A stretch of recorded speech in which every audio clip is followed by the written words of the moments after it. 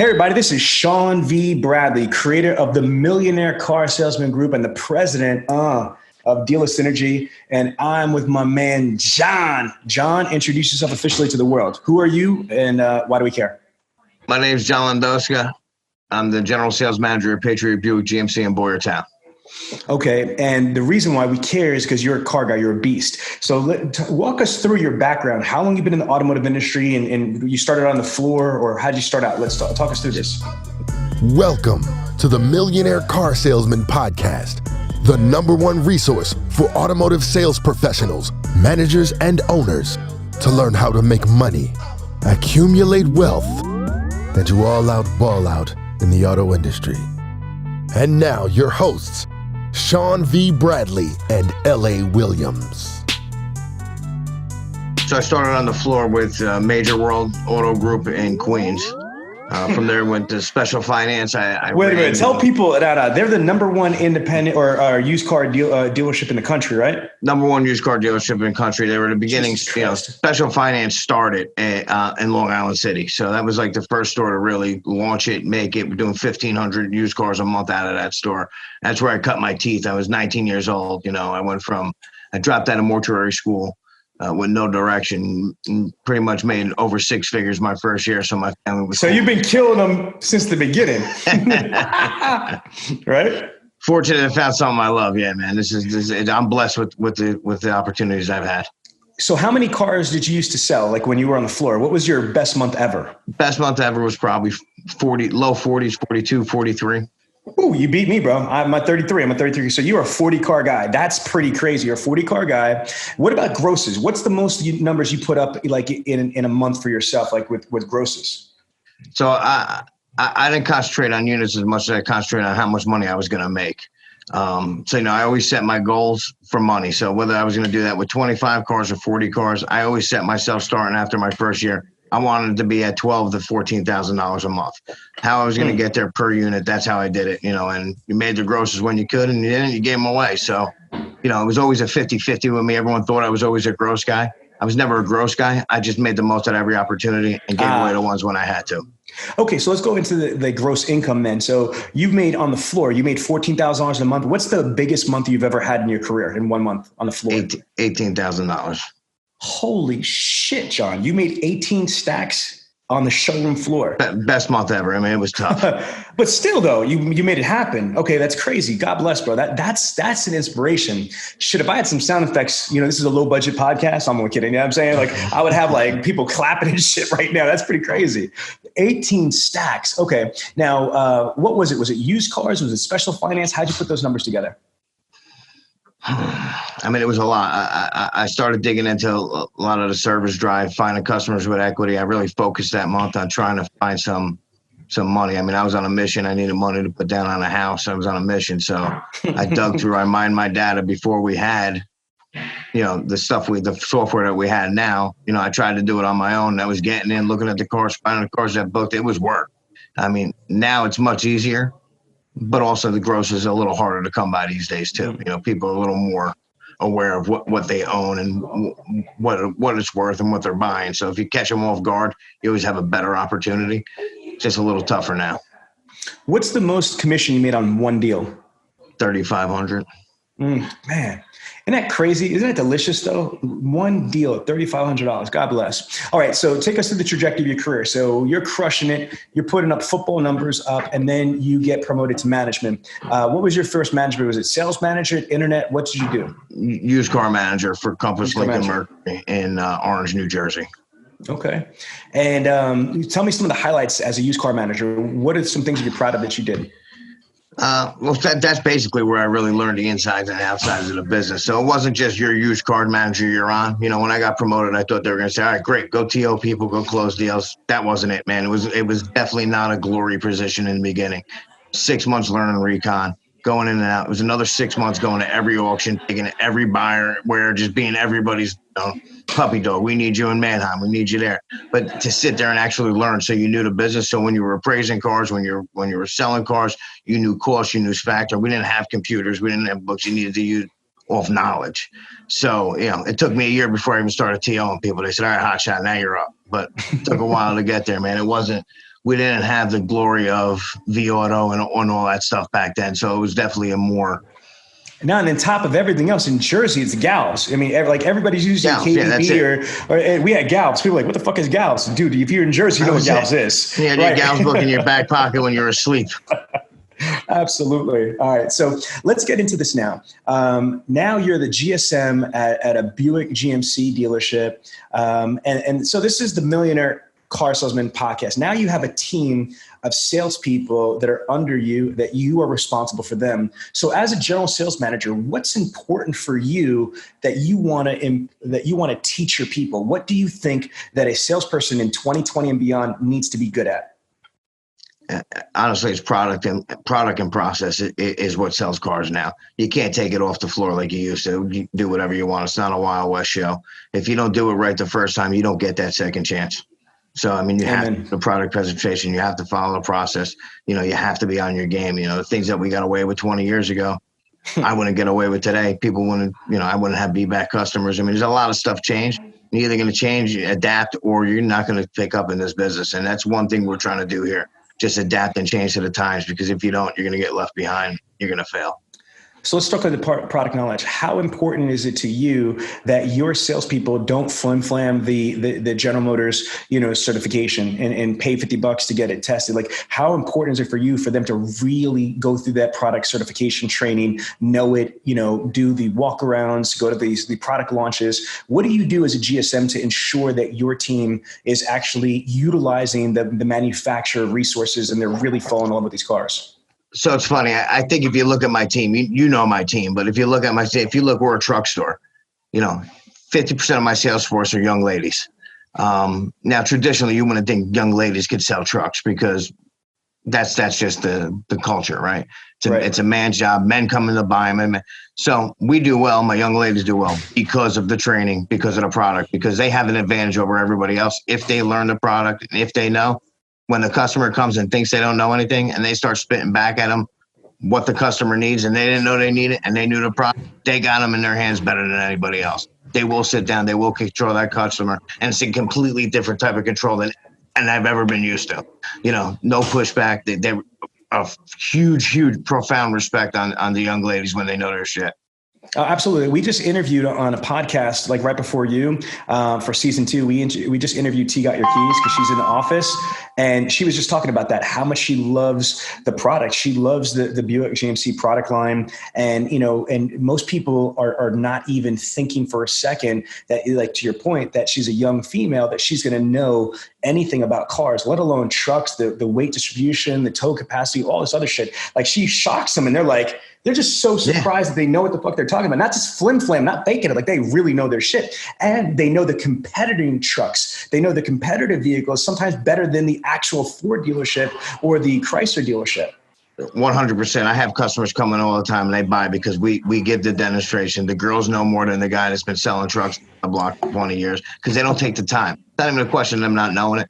There's a process, I'm sure, that they don't follow. They don't do the walk around. They don't do the product presentation. They don't listen to the customer. They throw them the keys, tell them to take a ride. I mean, you have the advantage when you do that. But and I know, right? The trick is getting them here because that's the hardest part of it. The next thing is this. Let's talk about the gross, because you just said about, not just throwing in the keys, going on the test drive. I believe that the road to the sale, what iteration or version you have, it's usually consistent across the country, from the meet and greet, the qualify, the product selection, the full features and benefits, the walk around presentation, the demonstration drive, the service walk, the negotiations, blah, blah, blah, blah, blah. However you want to stack it up, that's the road to the sale.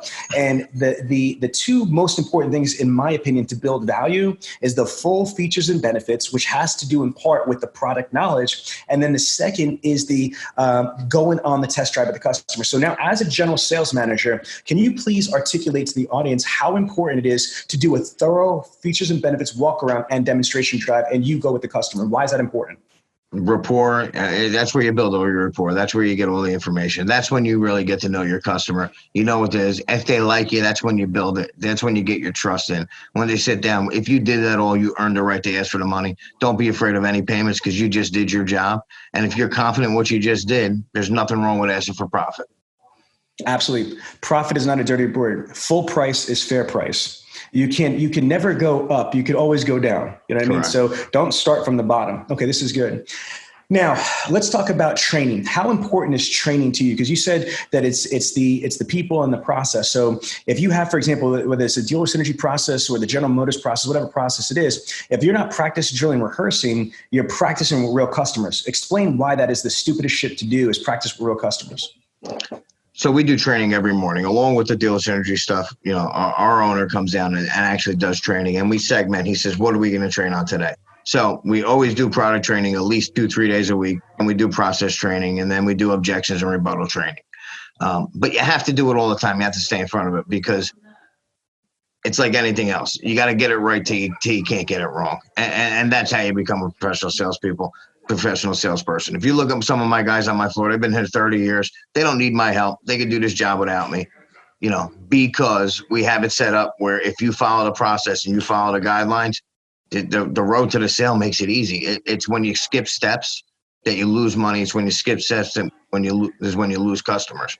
If you go through all the steps, there's nothing wrong at the end. You can usually win them over. I would agree. Now let's get into something controversial. The internet and BDC. So tell the world, if you can, how did me and you first meet up, you know, and what that situation was and how it worked out and how we're connected now. So I was a BDC manager at Colonial Hyundai in Downingtown. We killed it. They moved me to the floor. They hired another BDC guy, you know, and they were going down. So they said, when we brought in this dealer synergy, they're going to show us how to do everything. I said, just get rid of the salesman. Just get rid of the manager, man. There's nothing wrong with the department. And they said, no, we think we need help. So you came in and the guy didn't make it, right? So we listened to you. And honestly, listen, it's ego, right? You think thought I did a great job, right? I did, right? In my book, I thought I did a great job. I got involved. I did everything, but I didn't have processes, right? Mine was just sheer dialed in the phones. Give me the phone when you get someone on the phone. And if you don't have someone doing that, you're not going to be successful. So without me doing that, it wasn't working. And, you know, it was, you know, you felt like you were getting, you know, telling you don't know what you're talking about. So, you know, obviously there's some pushback, 2 Jersey guys. We butt heads. And I said, yes, and I can't get rid of this guy, girl. So we're going to do everything this guy's telling us to do so I can stick it right down his throat when it doesn't work, because I'm not listening to the problems anymore. Right. And, you know, so we did it and we got results. And I said, listen, okay, great. We definitely are on the same page, a little different message. And this guy's got a lot more to bring to the table and a better understanding of the internet. And honestly, I want to get back on the floor. So what was the success? What was the success? You said that something happened. We were the number one closing Hyundai store for leads in 2014. Out of how many Hyundai dealerships in the nation? I don't know how many. Out of all Hyundai dealerships. Yeah. Okay. So folks, listen to this. This is how important this internet shit is that you've got a very successful, very talented manager that's basically butting heads with me because I'm arrogant and I've got an ego. He's got an ego and I know this way. And he's like, all right, let's get this little motherfucker out of here. What we're going to do is we're going to do this shit. When it doesn't work, we're going to bounce him. Then what I'm hearing you say is that it actually worked. To not only just worked, you became the number one. What was the title? The number one what? We were the number one lead closing store. So, I mean, I don't remember the exact title, but in the nation, we got a letter. We closed the leads from Hyundai manufacturer. The entire nation. That's crazy. Number one. They found that out in Vegas. They were on we were number one in the state. They went to Vegas, and that was like one of the awards they got when they were down there. They were floored. They didn't even know that we had that until we got down there. That's insane. You know, so we did have another guy come in. We did have another guy that came in and followed the steps, and he brought us through the year. So it wasn't all me. You know, I had the guy Jason Banner over there. I mean, that guy was a big part of taking over for me because I just wanted to get back on the floor and close deals because, man, to me, that was easier.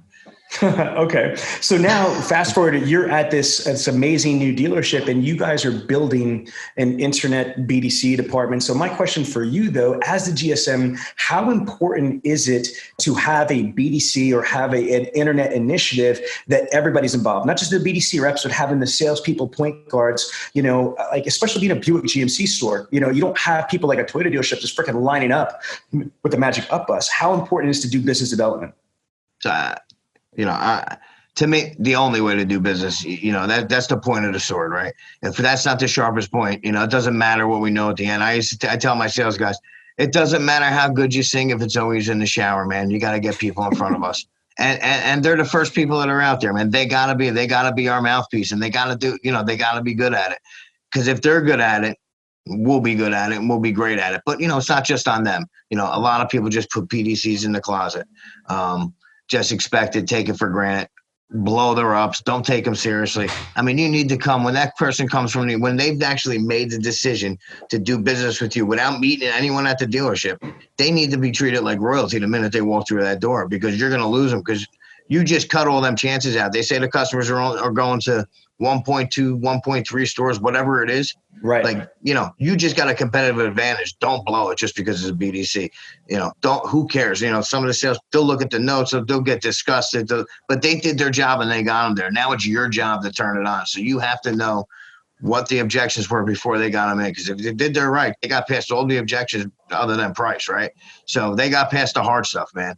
Price is the easy thing once we do our job here. So, making the salespeople understand to read the notes, know what's coming in, have a car ready, and treat that person like a VIP the minute they walk through that door, man. You gotta wow them every time. And if you do our job right here, which I believe we do a great job, but you have to do it consistently. And listen, it's not here, everywhere. I've seen people run away from, as a BDC manager, people used to run away from my appointments because I brought in the hard ones.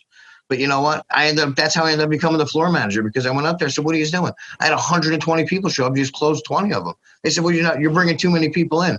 I said, I'll talk to every single internet person that comes through the door then. I have no problem. I'll do all the TOs. And then 3 months later, I said, what are we paying my TO manager for? We sold 180 cars. I closed 100, brought them in and closed 130, and we're going to pay him? Like, because that's the thing. They just didn't want to deal with them because they didn't believe in them. That they didn't know how to handle them when they were there. And that's important. The team has to know how to handle them, from the desk manager. But everyone's got to know what's going on, man. You just got to be ready for these people. It's a concierge appointment, right?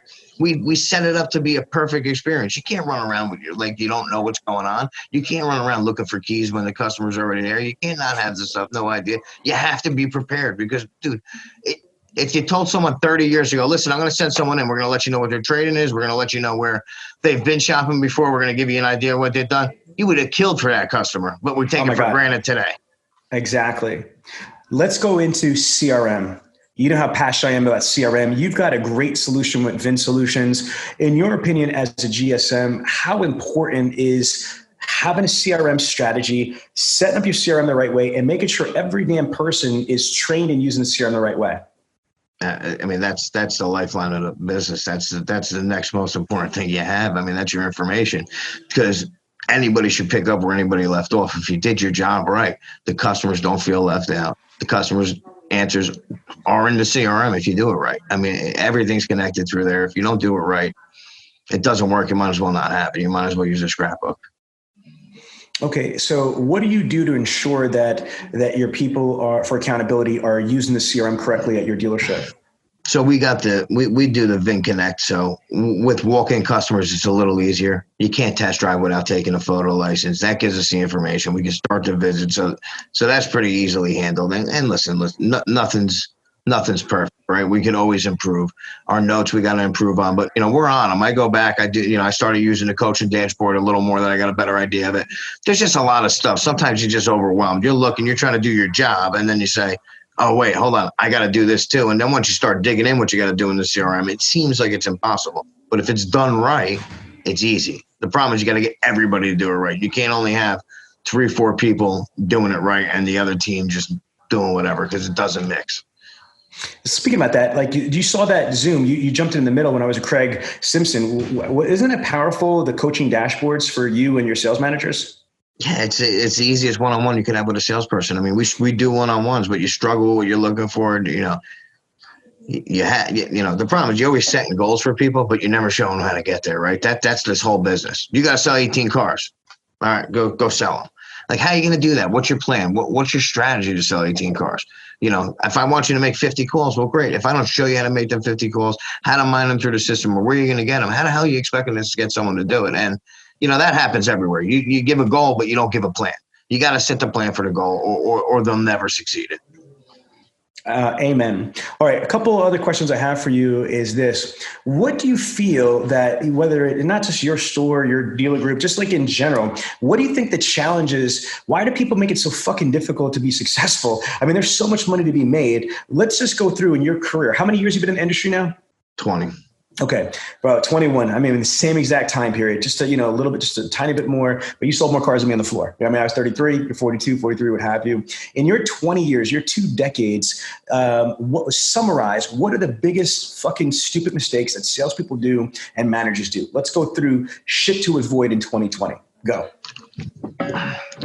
So follow-up's key, right? Even going back 20 years, right? I was a little more successful than everyone else because I didn't mind the phone and I did follow-up. If you don't sell that customer, that doesn't mean they're dead. It means that you need to keep on talking to them until you get them back in. So follow-up's key, but the right process is to do the follow-up. Also, just following up just to call them. You have a plan before you call them. Have an idea. Touch base with your managers. Know what you're going to say. Have an idea on the trade again. You know what if you're good enough, you know what the objection was. Make sure you call them and don't do some canned response. Did you buy a car yet? And not the question. Hey, how's everything? How are the kids? How'd you make out? How was last Saturday? Did you go see that vehicle? What can I do for you today to earn your business? Basic. But you got to know that stuff. You got to use the CRM because you're never going to remember everything. You think you do and you don't. So follow up, not enough people are doing follow up the correct way. What I'm hearing you say is that not only do you have to follow up, you got to be able to use your CRM, so you're not trying to just remember stuff off the top. Great tips. What else, hurts people? What about mindset and just culture and attitude? So it's funny. We had a thing here and I don't want to get too deep into it, but someone was complaining that, it's slow here. It's dead here. Not my store. It was another place saying, I said, what's funny? Not one of my salespeople come to me and tell me how slow it is. And they said, what? I said, because it's never slow. Because they believe in our culture is you make it happen. So sitting around and worrying about what's happening. If no one's walking through the door, get somebody through the door. I promise you, not one salesperson that works for me will tell me it's slow because they know if it's slow, it's because we're not doing enough to get people through the door. It's not 100% the dealer's responsibility to get through people. You're self-employed, man. If something that's not happening, you got to make it happen. They know that. As long as you give them the resources, there should be no excuses. And a lot of other places, you don't give people resources. I give them more resources than they know what to do with. So it's never an excuse, man. No one can ever come up to me and tell me they don't know what to do because I got thousands of lists and thousands of people call. I don't have enough people to do the work I need done. And that's it. Like, if you can't tell people to do stuff and give them no direction. So you have to support your sales staff with whatever it is, manifest lists, service BDC, service walks. There's always an opportunity in a dealership, and you're never always hitting on them all. Let's speak about that right there. Other than fresh ups, internet, and phone ups, what would you say is one of the easiest things? So if you've got, this is a podcast, so if you've got a new salesperson or a salesperson that's in a slump and they want to, they need some ups, they need to hit a bonus, they need to hit a tier, or they just need to shake the cobwebs off. What's an easy thing that they can do to be able to try to sell a car? Give me how can they generate a lead? Whether you mentioned service, you mentioned, service manifest. Is immediate, right? There's always going to be someone in service, right? So it's not that hard. Because you're a 20-year veteran. I want you to use your big words on me here now, because here's what I found, John, is that sometimes people don't go in service because nobody told them what to do. They never load their lips. So sure. You're a GSM. I'm a salesperson. I'm a rookie. And I'm like, John, listen, man, I need to make some money, brother. And you're like, dude, there's a service department. I'm like, that's great. What do I say? Role play. Tell me what to do before you send me the service drive. We're live. So I'm set up a little easier. So I used to have Auto Alert. Now I have Target Pro Plus. You look at the service points from the day before. You first find the lowest hanging fruit. You find the people with equity. You see what they do. You print up their stuff. You go in there. Now here, this is Mr. Jones. He bought a vehicle from us 4 years ago. He has some equity in his car. Why don't you go introduce yourself? See how he's doing. Ask him if he'd like to see one of the new vehicles. Would he like, while he's waiting, would you like to take a test drive? Simple, easy. So no, I like that. To tighten it up a little bit, it's basically, let's flip it around. So if I'm the GSM and John, you're the salesperson, and say, John, listen, we got Mr. Jones over here. He purchased a vehicle 4 years ago. He actually has equity. As a matter of fact, tell him this, that, I don't know if you're aware, but Mr. Jones, you have equity in the vehicle. We could actually trade you out of the current vehicle that you have that's out of warranty, because there's only 30 or 36,000 mile warranty. And we could turn around and get into a brand new vehicle and possibly save you up to $7 or $8 a month on your payment. So would that work too? Something like that? Yeah, sure. And listen, when there's not equity, that's we look at warranty, right? So if there's no one that looks like it's that great to grab, say, oh, hold on, here's the guy. Tell him, listen, we see you're running out of your warranty. You only have a couple thousand miles. We have a couple options we'd like to go over. You got a couple minutes while you're having a cup of coffee, come and speak with my finance manager. Then you have the finance manager talk to him while she's preparing your stuff. Why don't you take a ride on one of the new ones so we kill some time? So you're driving them, and then you let her present the warranty options, and then you have a new car option ready for them, and you see which way they like it. Okay, I got one last question for you.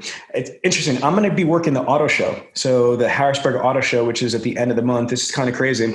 They've actually booked me to do like a sales meeting. So before the entire auto show kicks off for the entire Harrisburg Auto Show on January 23rd, I'm going to be training like 30 or 40 rooftops that are there to basically, okay, get them excited, like Bugs Bunny, rah, rah, rah. Let's turn around and hit the showroom floor, the auto show floor, to try to gather ups, because every car that's in there is coming from one of the car dealerships in Harrisburg. So my question is, in your 20-year career, have you ever worked an auto show? I have. Okay, so then give us some tips. So let's just say it was you. Let's just say that you basically, we're going to have a couple trucks. You're going to have an Enclave, a Denali, a Sierra that's going to be there. And you say, Sean, I want you to work this auto show. And I'm like, all right, I'm cool. But what the fuck do I do? So what advice would you give me on how to work an auto show so I could turn around and develop prospects or take ups, and follow up later on? Like, do I just walk up to people randomly? What do I say? Like, train me.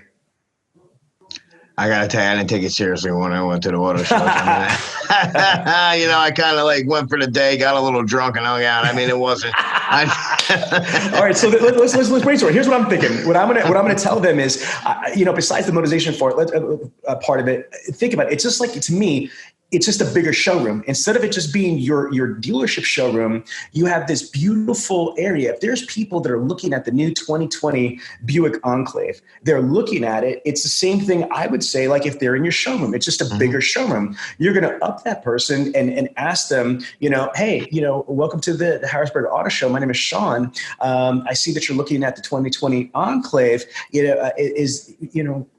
Can I give you some information? I would try to just be more like a product specialist. And then as we do, just like you're there, you're going to start gathering information. And what's cool is that you could have your cell phone with your Vince Solutions app, your dealer socket app, your eLeads app. And then after you're done with that person, speaking to them, you could put their contact information in there. Or if you're lucky, if you're like T got your keys and you got a digital business card, you might want to hand out your business card. See, for me, what I would try to do is there's no desk manager there. You're not going to be spotting cars there. So I would look at it as a relationship building opportunity to be able to engage as many ups as I can, gather as many pieces of contact information as I can, hand out as many cards and as many digital cards as possible, that when I get back to my dealership, I can just follow up with that person. Would that sound realistic to you?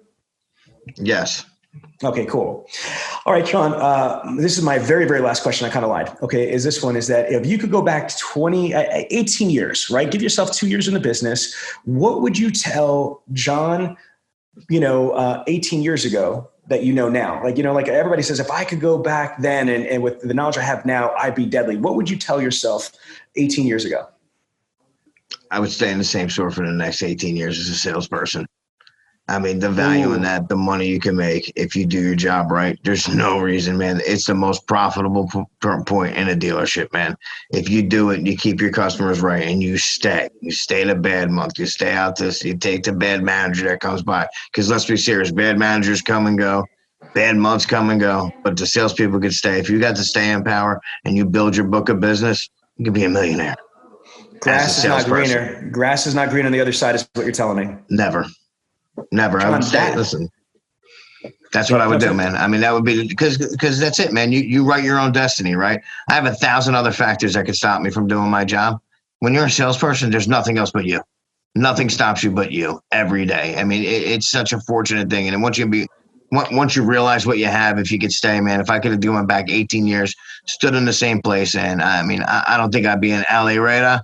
But man, my life would be easy. I would have people coming back They were Dude buying sold cars. 30. Ali Reda. You know what I think of? You remember Muhammad Ali in the Thriller Manila? Ali Boumaier. Boumaier. I think of that dude. Like, it's crazy. He sold on January 2nd, John, a week ago. He sold 32 cars in one day. Fucking crazy, because he's been there 20 years. Your point exactly. He's been at that same dealership for 20 years. He's like the mayor. So it's so funny. At the very end of our interview, you just dropped a napalm, knowledge bomb of information. Is the grass isn't greener on the other side. Stay and develop your book of business. John, it has been a pure honor to be able to interview you, a 20-year car guy that sold over 40 cars on the floor, rose the ranks of used car manager, internet director, or BDC manager, to now general sales manager of a very respected dealer group in Pennsylvania. And you are a mentor to my daughter. My daughter is spoken so highly of you. That's awesome, man. That's an honor, dude. I'm so glad that I could be part of this.